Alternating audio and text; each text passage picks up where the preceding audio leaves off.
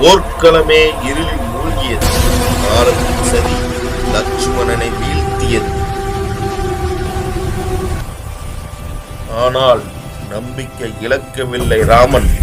ஏனென்றால் அங்கே நின்றார் வாயுபுத்திரன்.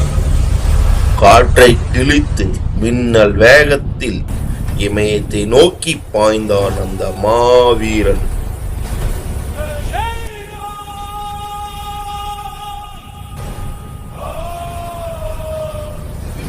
தடுக்கும் தடைகளை எல்லாம் தவிடுபொடியாக்கி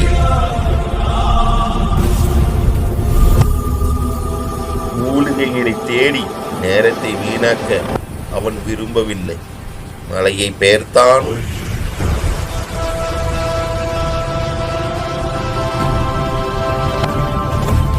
மரணத்தை வெல்லும் சஞ்சீவினி மலையோடு இதோ திரும்பினான் அனுமன்.